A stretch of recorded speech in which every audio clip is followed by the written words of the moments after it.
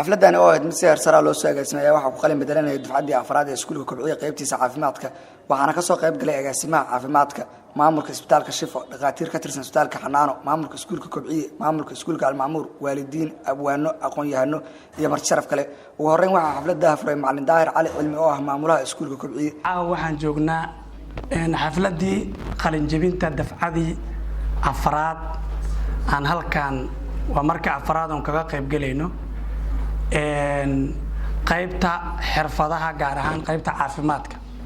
iskuulku waa macahad nidaami ah haddana si iskuulada kale ka bedelan waxaan u sameynay in la helo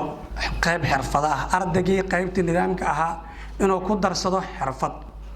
waxaan meesha ka maqnay sidoo kale qaybta luqadaha oo filayo ma dhow inay soo bixi doonto dafcadii ugu horeysay way ka bedelan tahay qaybta xirfadaha markii ugu horeysay waxaan sameynay qaybta caafimaadka waa markii afraad ay ka qalin jabinayaan qaar kamid ah ardayda soo dhamaaday koorskan ayaa iyaguna madasha ka soo jeediyay khudbada ku saabsan wixii ay soo barteen intii uu socday koorskani waxyaabihii aan soo baranay waxa kamid ah sida loo sameeyo gargaarka degdega ah ama habka loo sameeyo gargaarka degdega qof loo siiyo inta aan la geyn xarun caafimaad ka hor markii xaalad emergency ay la soo xiriirto sidoo kale waxaan soo baranay fetal science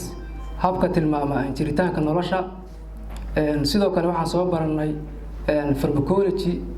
buugga ka hadla daawooyinka intaas kadib sidoo kale waxaan soo baranay cudurrada ku dhaca qaybta sare jirka upper party iyo cudurrada ku dhaca qaybta hoose ee jirka lower party cudurrada ku dhaca qaybta sare ee jirka waxaa ka mid ah tonsillitis qunka otitis media dhagadilaaca waxaa ka mid oo kale waxaa ka mid ah common cold hargabka laryngitis xabeebta iyo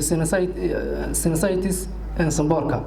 World cannot reach any tangible progress. In fact, Somalia education lost when Mohammed Siad Barre had been hosted or traveled. Likewise, lack of knowledge emerged because skillful people are donated. Scholars and universities were collaborated, hence some intelligence applied to restore education. hal abuur cali garaadsidan oo kamid ahaa martida ayaa asaguna madasha ka soo jeediyay gabay ku saabsan muhiimadda ay leedahay in la barto caafimaadka dunidan caraabiga jahliga caalamku badiday caafimaadka ruuxan baran duran caruurtiisa caafimaadka ruuxan fahmin duran caruurtiisa xasiiskan ku dhaartay bulshada way gadiga weysay xasiiskan ku dhaartay bulshada way cuntana weysay afarta cadeeye waxaan caynka ugu laabtay cisi male qofan ku cirbadin ahalna ku caawiyo cisi male qofan caafimaad barin caruurtiisa qaar baa meelayaal caawsado cirif kuleel jooga annaguna runtii caamiga wali aan koodnaayo caatiya waxaan hoy u nahay cudurka kiifaaf afarta cadeeye waxaan caynka ugu laabtay inta carab iyo ceelkeed jita laga cirbowrayo ama sale cajabi reer galbeed laga culun qaato dadkaygana siyaasada curbiga lagu calaajayo cilmi baaris waan moognahay caabi maan nahay walba aan cirbada qaadanaan cudurna saameyn agaasimaha caafimaadka Dr. Cali Cabdi Beek ayaa asaguna u mahad celisay dhammaan ardayda ka qalin jabinaysay qaybta nursingka ee iskuulka kobciye asagoona sheegay inay muhiimad gaar ah leedahay in la barto caafimaadka dhaawaca koowaad waxa ka daran dhaawaca qofka la soo qaadayo waxa la yaabaa qof ayaa dhabarka ka jabay sida hadda ardayda la soo baray ama dhabarka dhibaato ka gaartay ama cawasha ka gaareen ama luqada ka gaareen qaabka loo qaadayo qaabka loo ilaalinayo waxa la siinayo iyo sida dhiigga looga joojinayo marka waa gargaarka koowaad oo qofka lagu samata bixinayo laguna gaarsiinayo heerkii diagnosis lagu gaari lahaay oo caafimaadkiisa lagu sii gudbi lahaay saddex heer ay maraan caafimaadka waxa la primary secondary iyo tertiary marka inuu primary ka soo gudbo dadkii loo diyaariyay ayaa tihiin maamulaha isbitaalka Shifo Dr. Kahiye ayaa asaguna dhagkiis u hambaliyay dhiirigelinaya dhammaan ardayda ka qalin bedelanaysa koorska nursingka ee iskuulka kobciye waxa barateen caafimaad bilaagiis waay caafimaadka saddex waay WHO maxay dheen caafimaadka saddex ay ku qeexeen qofka inay u fiyowdahay jismi ahaan iyo qofka inay u fiyowdahay maskax ahaan iyo qofka social well-being waxa la jiro oo la dhaqanka bulshada inay qofku fiicanta adinka marka caafimaadka barateen saddexda uu ku taqalluqaa qof adii dhiig ka socdo bas inaad dhiig ka joojismo loogu talagal haddii aad aragto saaxiibka oo nii jabsan maxaa u baahan tahay ya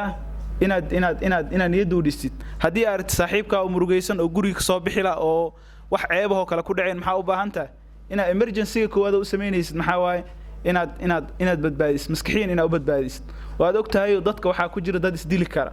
ya haddaad saaxiibkaa marka maanta niyadhis aa u samaysid maxuu ka badbaadi karaa waxaa laga yaabaa in noloshiisii ay badbaado stresskana dadku ma oga laakiin one of the commonly disease maraykanka kaalinta saddexaad uga jira stress waxa ugu badan oo loo dhinto wadnaha qofkii istaagaya noloshiisa dhanaa ka dhacayso marka waxaan rajaynayaa inaadan ka fakirin waxa aad dadka ku daaweynaysaan inuu noqdaan bis physically inaad jir ahaan qofka daaweyn laakiin aad maskax ahaan daaweysid cilmi ahaan kale aad daaweysid baahiyaha caafimaadka deegaanka loo qabo aad ay u badan yihiin insha Allah waxaan rajaynaynaa hadda wixii ka dambeeya waxyaabo badan oo kamid ah inay soo yaraadaan tiim jilayaal ah oo kamid ah ardayda iskuulka kobciya ayaa iyaguna madasha ku soo bandhigay ruwaayad aad u qurux badan kana qoslisay dhammaan dadkii madasha ku sugnaa maana waxay ahaayeen kan baqiyariga hawya agar fiira agar isdeji ninka la yiraahdo waxa tooshaska iska daa ku wareerin adaa caafimaad lagu keenay isdeji war maxay ahaayeen waxaan waabaya xagaadii keentay baan waxay ahayd meeshaan ma haya dadka ma la bariya beeshooriya ayaa bari ma ahan meeshaan dadka caafimaad dadka waa dad la daweynayo dawey soo doonteen isdeji adeer maxaa ka qaldan naxay lagu xubaashay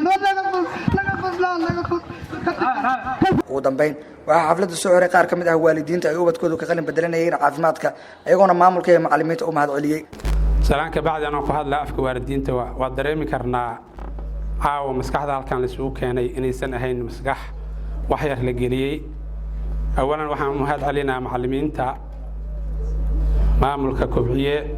maamulaha iyo macallimiinta dhammaantood waxaan leeyahay macallimiin soo dhowaada waalidiinta daanahay waa ognahay inaad maskaxdiina ku bixidaan ardada adigoo weliba baahiyo kala gaara qaba aan ognahay sida ay xaaladdu tahay aad iyo aadaan kaga mahad celinaynaa qaasatan waxaan si aad ugu mahad celinaa macallimiinta iskuulka kobciye magacayba iska dhiseenba magacaas kobciye way ka muuqataa in dadku soo kobcayaan mahad celinta kadib waxaa bilaabatay shahaado bixin iyadoona ardayda la guddoonsiiyey shahaado u dhiganta wixii ay soo barteen muddadii halka sano ahayd axmed faarax maxamed SMS TV Burceel